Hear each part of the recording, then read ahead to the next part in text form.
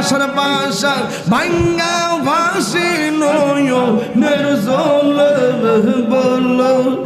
আসার বাসা ভাঙ্গা ভাসি নয়নের জলে দুঃখ রইল মনে না গোতা মুর্শিদের সামনে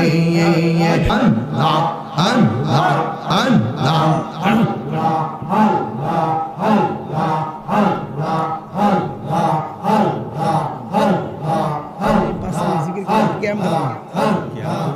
না আমি দিবেন তো নাইলে উপরে দিব দুইজনে একজন দোয়া দেবেন